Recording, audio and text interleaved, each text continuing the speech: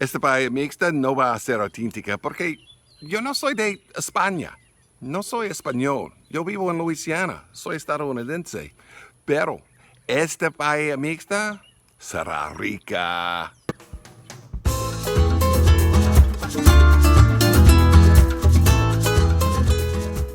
Hey, I'm Big Lou Barbecue, and other things I want to do. And let me tell you what I've got going on for you. We're going to do paella. Me encanta la paella. That's Spanish for I love paella.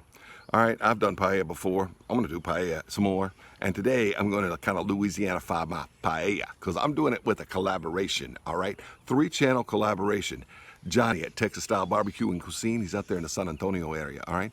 Hey, by the way, Texas used to be a Spanish colony, you know? San Antonio, a lot of Spanish influence there, all right? Actually, when I was in San Antonio, worst Spanglish I ever heard in my life. Worse than what I speak, all right? Anyway, he's going to be doing some paella. He's a trained professional chef, teaches the culinary arts for a living. He's going to do a fabulous paella, all right? Now, 2 other guys, they're from California, all right? And I am from Louisiana, if you don't know. I'm going to kind of Louisiana-fy my paella a little bit. Louisiana was once a Spanish colony too, all right? It was 40 years French, 40 years Spanish. We got a lot of Spanish culture around here too. One of the cities in Louisiana is called New Iberia. You know, Spain's on the Iberian Peninsula. So, hey, I want to do some paella because I like it, all right? And then we got 2 guys out there in California. California used to be a Spanish colony, I think. It may still be a Spanish colony. California? Yeah. We got CJ at Rancho Cucamonga. Say that like that. Rancho Cucamonga, California, all right? CJ, I found his channel because he was cooking, you guessed it, la paella. I was looking for paella. Long time ago, found his channel. Actually, it's not that long ago. His channel's not that old, but it was within the last year or so.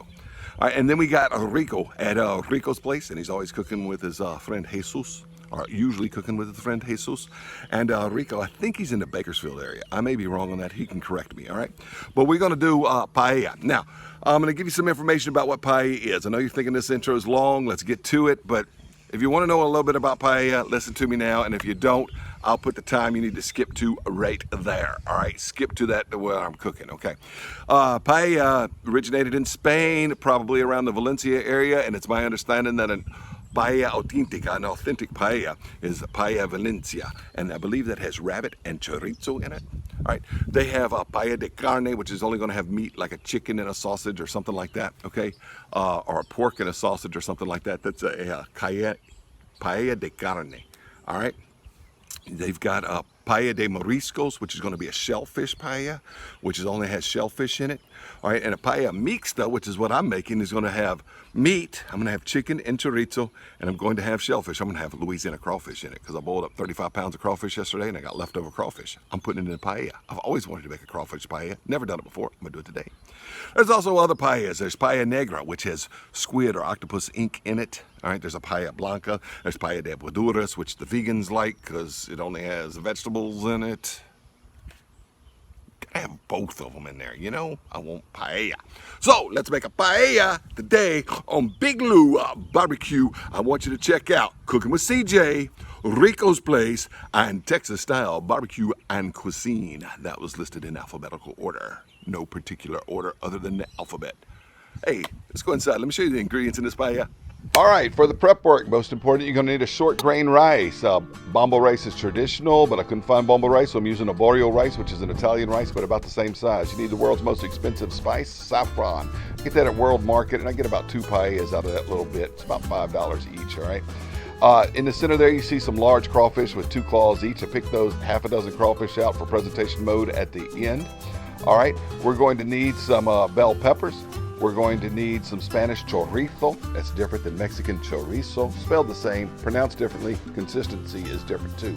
We need some chicken, so I've got some chicken breast strips there I'm going to cut up. All right, you need a Roma tomato. I've got about almost a pound of peeled crawfish tails. It's like about 15 ounces there. All right, of peeled crawfish tail meat that I peeled from the leftover crawfish boil. You need some sweet peas. You need some oregano, some cumin, and some paprika. All right, olive oil, of course. And then you need some stock. That's about a pint of chicken stock that I made up recently. And then that's some crawfish stock that I made last year. I'll tell you more about how to do that. They have been frozen. I just freeze them in jars. And so they've defrosted a little bit, but they still need to get warmed up here. So I'm gonna dump the chicken stock in. I'm gonna dump the crawfish stock. Now, the way you make crawfish stock is after you crawfish boil, you take the heads and stuff like that, and you put it into a pot. You put some celery and some onion and some other spices in there, and you boil it up for about 30 or 40 minutes, and then you save the stock in the freezer, so for gumbos and etouffees and stuff. Once the stock has been heated up, that's the mixture of the crawfish and chicken stock, I put in about half of that mixture of saffron. All right, and if I use about half right here and let it start to seep into the stock for the 30 or 40 minutes it takes me to get the grill warmed up to the step where I need this, then it seeps in and it'll make that rice yellow. Don't worry, it won't be 30 or 40 minutes of this video, but this video is sort of long. There's a lot of steps in paella, so just bear with me, all right? The video is about 20 minutes long. All right, so you cut up the bell peppers in half.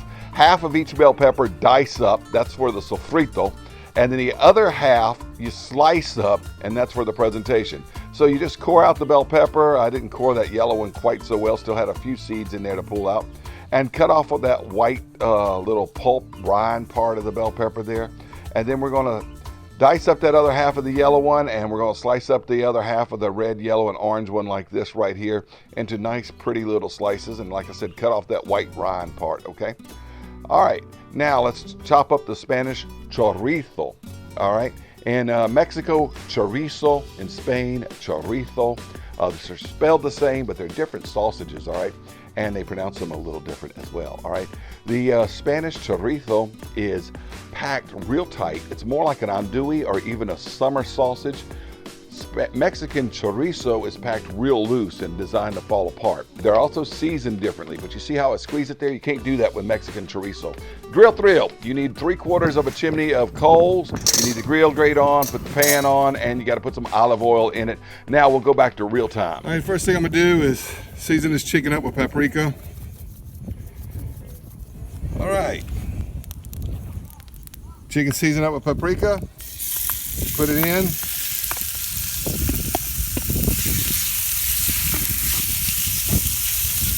And we're gonna brown it up.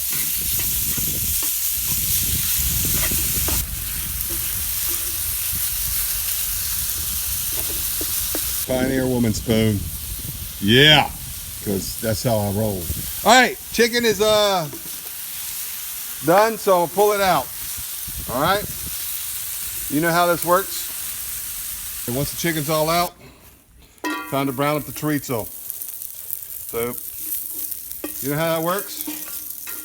We'll get this browning and going, and we'll get it out. Okay. Now that the chorizo's browned up, we're just gonna put it right on top of the chicken. And yes, Rico, tell Jesus I washed his chicken bowl after we had the raw chicken in it before putting the cooked chicken back in. Actually, my daughter did, didn't you, Hannah? Yeah, I did. And all right. Hannah, you'd have to see Rico's rice pilaf video. He had his buddy Jesus to wash the chicken bowl. He said, we're gonna put it back in, but he didn't want to do it that way. So we did wash his bowl, I promise you. All right, at this time I'm putting in the sofrito, which is the onions, the Roma tomato, and these bell peppers.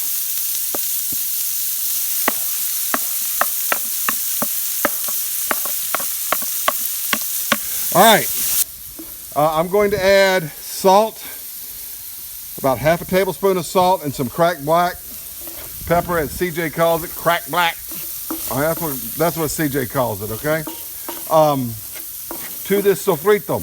Now, if you don't know what sofrito is, it's basically the Spanish word for saute, but it's used as a noun, not a verb, all right? The sofrito, el sofrito, all right? So it's more like a noun, all right? So we saute these vegetables up, and that's called the sofrito, and it is the flavor base for this paella. Anyway, we have the sofrito made the way I want it, and we're going to add in about 2 cups of rice. Very pretty, pours on a line of rice. Yeah, but Spain's a very Catholic country, or used to be, and so they do this. All right, you do that. All right, make a cross. Now, what I'm going to do is fry up the rice. Some people say add the chicken stock first. Some people say fry the rice. I have found that by Mixing the rice in with the sofrito and getting it hot first. Stops it from being quite so gummy and allows me to stir it up a little bit after I put the chicken stock in, or the chicken and crawfish stock in this case.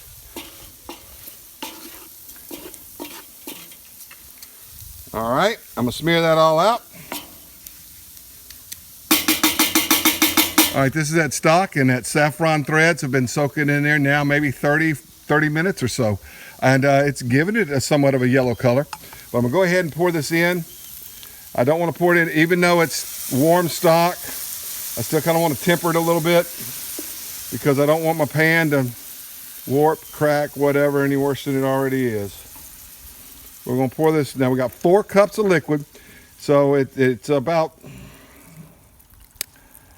a pint and a half of crawfish stock and a pint of chicken stock. So a little more than 4 cups. All right. Now I'm gonna pour in the peas.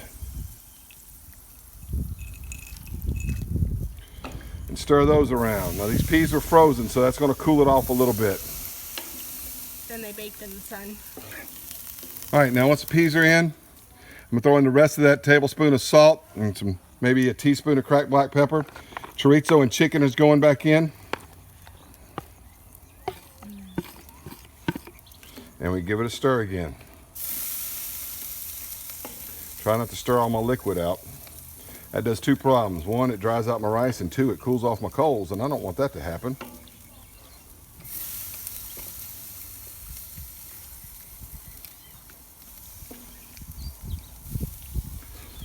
Mix it all around there. All right, now we'll put this crawfish tail meat in. Mix it all in there. Paella mixta, so we got to mix it. That's Spanish for mixed, all right? Got to mix in that crawfish tail meat. It looks really pretty. All right, at this point, we're gonna start doing presentation. As that rice begins to cook in there, we're gonna start doing presentation, and I'm gonna lay these bell peppers out on top. We go orange, red, yellow, orange, red, yellow, and it's gonna go all the way around like that. Voila!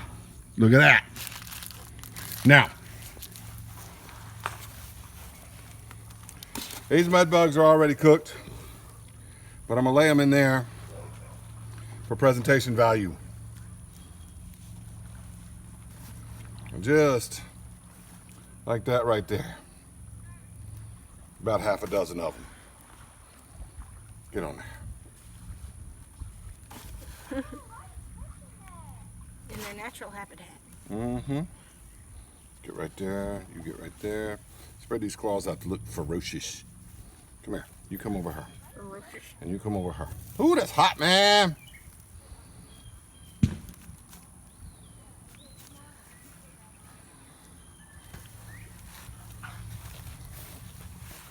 When you cook on a Weber, we don't cover the pan, but we're gonna cover the grill. Let that rice cook. All right, as this paella and the rice continues to cook, what I'm going to do now is put some oregano and some parsley. By the way, I did add in the cumin during the broth part. I did not get shown on camera, and I'm sorry, but it's just a dash or 2 of cumin.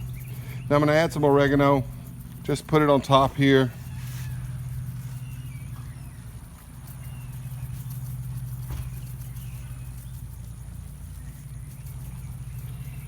And I'm going to add some parsley. Just dried parsley, and that's too much. Woo! There's no sprinkle thing on that. Wow. Looks like Christmas just happened. Yeah, I put too much parsley on that. That didn't have I thought it had little sprinkle holes on that. Oh well. Life's good. Cover it up and let that rice cook. Let's take a look at it. It's getting almost ready, and it's almost ready. It's not quite done yet, but I can tell it's getting there. Basically, just experience tells me that. I can see that the rice is not quite done, and I don't think the socarrat's formed enough. There's something I need to mention to you. During this cooking process, I did turn it. It's now 180 degrees from where it was when you saw it earlier. I did turn it 90 degrees, and then I've turned it 180, and I'm going to go ahead and turn it another 90 degrees at this point. I just kind of do it like this. All right, and it'll finish up right there. All right, been a few minutes longer. Time to pull this paella off of here, and it looks like that. Oh, it's going to be good. Just listen. Just have to drop on it with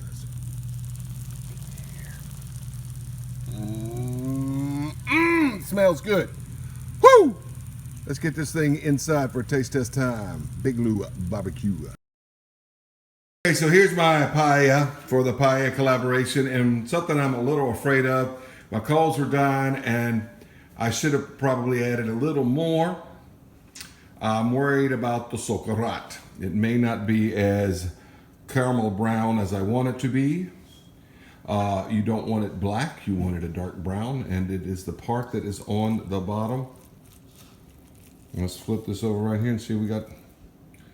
No, it's kind of yellow socarrat. I didn't do very well with that.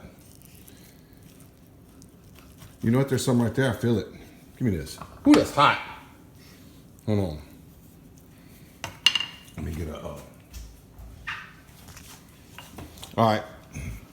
It's right there. In the middle. Yeah! Socarrat.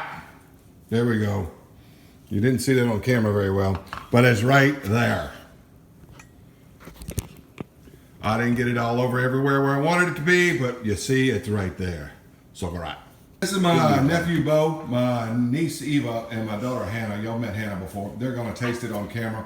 Eva and Bo have never had paella before. It's hot. It's good. That's really good. Bo said it's good, because we were prepared to give him chicken nuggets and corn dogs if he didn't like it. I'm just saying. All right? Is it good, Hannah? Really good. It's creamy. It's probably going to become one of my new favorite things. Well, I make paella a lot, darling, but not crawfish paella. Well, not crawfish. Crawfish paella is going to be your favorite thing. All right. I got some socarrat. You know why? Because I am the pitmaster. All right, guys. Let's do this taste test. Let the kids taste it. The kids liked it, you know. Crawfish. I've never made crawfish paella before. Done shrimp paella, but crawfish, nope. Oh, that is excellent. The rice is not gummy. The what is it? Broilelli rice, that Italian rice. It's about as good as the bomba. Chicken, Spanish chorizo. Excellent. Socarrat. Wasn't all over my paella. If I did it right, it would have been all over everything. It was just right in the center part. But that's cool. We had enough of it, and the paella is delicious. Let's get this crawfish eaten. I don't know what they taste like. I had them yesterday. Just take it. Pull it like that. Peel the shell. Uh-oh, it fell apart a little bit. Still good. Still good. And it's been baking on the grill. And pull that little vein out. Hey, me encanta la paella. Check out Cooking with CJ, Rico's Place, Texas-style barbecue and cuisine. Y gracias por mirar.